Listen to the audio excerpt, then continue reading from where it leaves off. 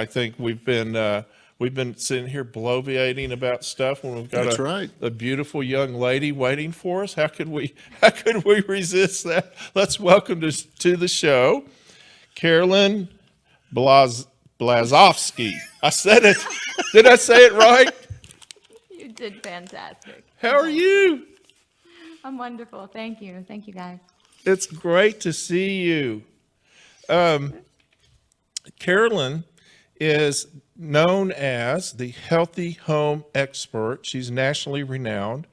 She really focuses on indoor air quality, mold, ways to keep your house healthy on the inside. She has products. She has all kinds of great information. One of the things that I wanted to talk to Carolyn about today is clean water, because that's one of the things that she focuses on. So how are you this morning, Miss Carolyn? I'm going to stick with your first name because your last name, well, kind of gets me. You'll never forget it, though, right? No, I'll never Be... forget it. I just won't be able to say it. So everything's good. Happy holidays to everyone. It's almost that season. Yeah, to you as well, Carolyn. To you as well. Yeah. So this is a great time for everybody to get their homes sort of situated, and we're closed up, we're indoors, so it's a great time to test and figure out, do I have a healthy home? Do I have a good setup? Am I doing what I'm supposed to be doing? So. Can I, if I know Alex wants to go on to water, but as far as healthy home, as far as indoor air quality, what are you seeing is the most prevalent problem with homes today existing? Yeah, it's everything really. I mean, it used to be mold, right? Mold was the original thing that we were concerned about. And now it's gotten to be indoor air quality, volatile organics, building products, glyphosate, which is a big one that people hear about. Roundup has become an issue. People are testing for that. Dander, dust mites. So we really see this correlation between our environments and how we feel. So it's really important that people start to understand that we are in control of our health. And one of the first places we need to look is what we're surrounded with, what are our surroundings, what are we exposed to? So when my wife's mad at me, I can just say, honey, maybe the air's not clean in the house. Go take, like when I tell her to take a deep breath, she gets really mad at me. But now I can say, but Carolyn said the air's not clean. That's right. I love it. That's right. Well, a lot of the things that you're describing, the biggest thing, at least down here in Texas, that seems to be an issue is humidity. And a lot of people don't watch the humidity levels in their house, which can contribute to dust mites, mold. I mean, you can go on and on. That's right. They'll turn their air conditioner down to 65, 68 degrees so they feel cooler, even though the problem is they just have too much humidity in the air. When we used to have a radio show, we had a lady, I never forgot that lady who called in and had the 2,500 square foot house. It was a 2-story house, and she goes, when I walk around, my carpets feel wet. That's not a good sign. No. I think we told her to wear shoes. That was pretty much. It would have helped things. Yeah.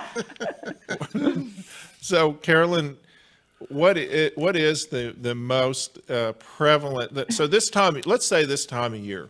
This time of year, you're bringing in Christmas trees. That's right. You're bringing in plants, all kinds of pretty red plants. You're bringing in boxes that have been traveling in trucks from China. What's the most prevalent thing? What's a good way for someone to prepare for all of that?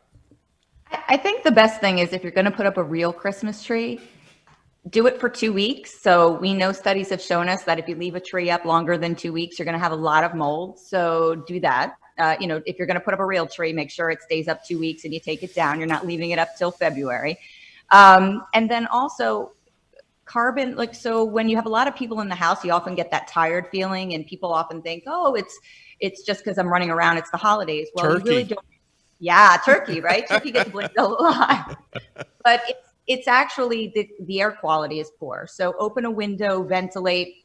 we breathe out a lot of carbon dioxide, and that level gets very high in the house, and that'll make you sleepy. That's interesting, because you may have a fire going in the fireplace. You've got the heater right. running, and maybe you're not getting any good fresh air in there. But a bunch of family fights. Everybody's screaming at each other. I'm gonna take a nap. Some serious exhaling. That's right. That's right. But the air quality gets really poor really fast. So open a window, have, just crack, ventilate a little bit, allow some fresh air in. It'll wake everybody up. You won't have that sleepy, groggy feeling. And that is because you have a lot of congestion, a lot of people, a lot of carbon dioxide being breathed out. So it just helps to ventilate. So that's a really good tip around the season, and, also with the mold with the tree. Well, and then and if you have pets, and if you have, and of course it could be cold outside, it could be rainy out. There's all kinds of conditions that affect the indoor air quality, particularly if you have a bunch of people in the house. Maybe you're burning candles at the dining room. Burning candles is one. You talk to you talk to people and they'll say, don't burn candles in your house. I had a guy who was an indoor air quality expert, and I had him speaking to an audience of probably 100 people. And the first thing he got up there and said, if you have candles in your house, do not light them, throw them all out. And you saw the look on those people's faces, and they lost about 50% of the audience within about 10 minutes. So, Carolyn, you have all sorts of devices that did you invent them, or you sell them? Yep.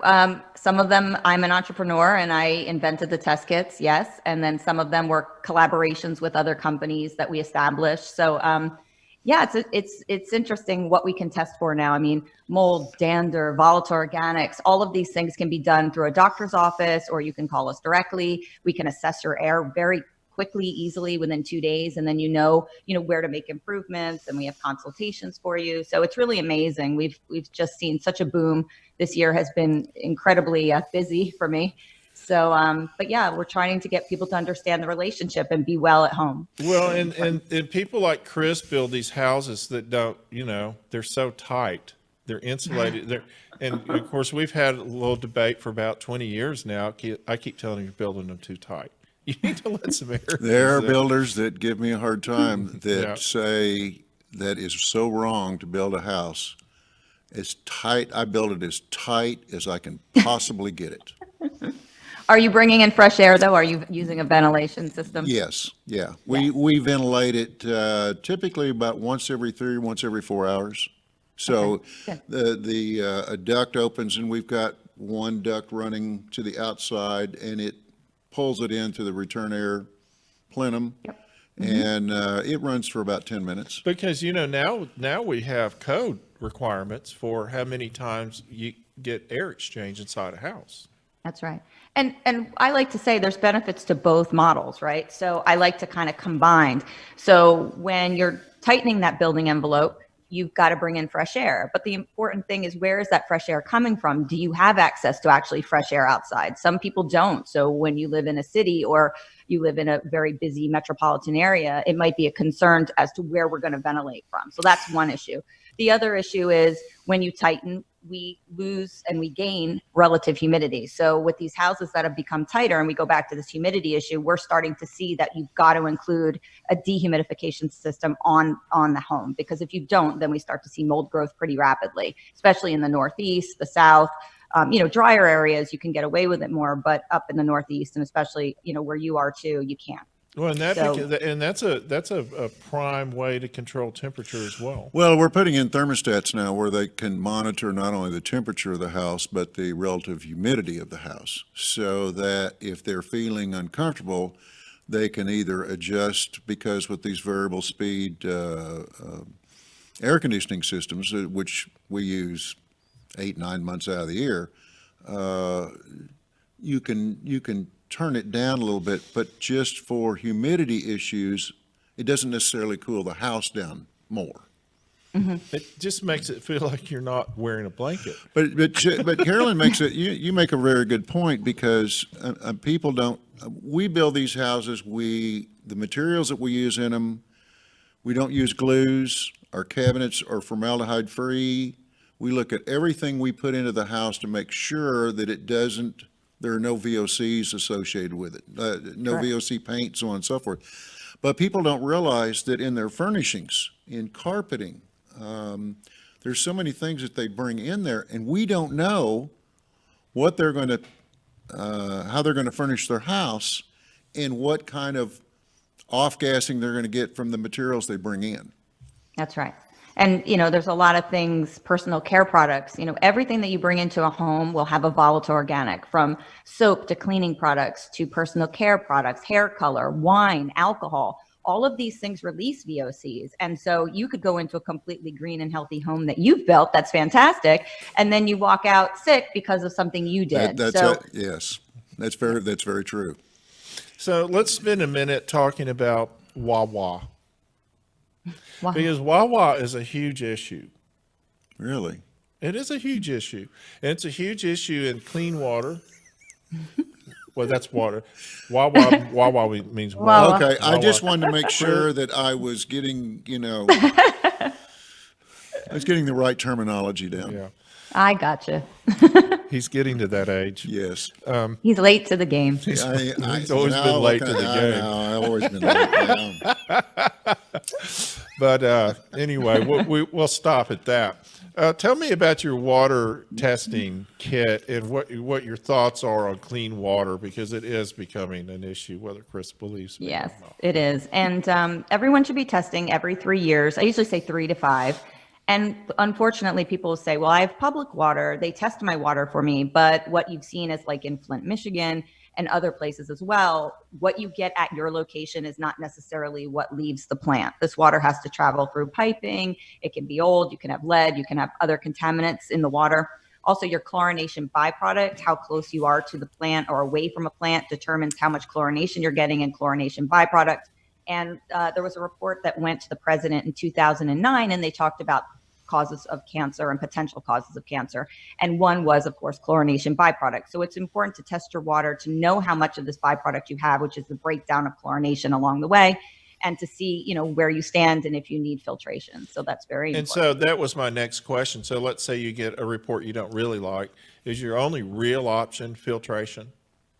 I really am very conservative when it comes to filtration. I want to see what other things are playing into effect in the water. So sometimes people say, well, I have high mineral content. Well, I'm okay with that because the softeners can actually soften your pipes and do more damage if they're not properly installed. And then also just over time, you don't want your pipes and things to soften. I'm not a big fan of softeners unless you really need it. And it's very rare you do. So, you need to look at the whole report and then see what you have and then make assessments. But yeah, filtration sometimes it just has to be because there's no other way to get around it. How clean is water coming out of plastic bottles if you supplement your drinking water with purchased water? Well, as you know, there's big problems with plasticizers and how they affect your endocrine system. The bigger piece is that a lot of these chemicals that we're finding in water and then also in manufacturing can alter how our hormones and endocrine system work. So, you're better off drinking out of something that's inert for sure. I'm thinking glass bottles. Yeah, glass. Well, they've come out, they're saying that the water industry, plastic bottles, is one of the biggest farces on the public. You know who came out with that? I read that. The beer company. Budweiser. Right? Budweiser came out with that study. I would have thought Jim Beam or one of those other. Jim Beam. A little early for Jim Beam. Yeah, well, Well, I don't know what time zone you're in, but it's always happy hour somewhere, correct? Carolyn, we have so enjoyed visiting with you. Thank you so much for coming on with us today. You're awesome. You're a wonderful thanks, lady, guys. and you're so smart. And we've got your website up so everybody can get to your website and look at your products, and they can contact you if they have a question about their house. And I really hope you'll come back and do more shows with us in the future. Absolutely. Thanks, guys. And Thank if people you. have, if they have health issues, please, check your home and see what's going on there and get a really good assessment, because it really can make you feel a lot better. Okay? Thank you so Thanks. much, and have Thank happy you. holidays. Happy Thank you. holidays, everyone. Thanks, you too. That was Carolyn Blazovsky Woo-hoo. with the healthy Wow. with the healthy home expert. I said it. One woo before. We're going to take a quick break and listen to a couple of our sponsors. We'll be right back. The hardest working and arguably most important system in our homes is our air conditioning and heating system. It heats the air, it cools the air, and it filters the air. That's why it's so critical to have it checked and made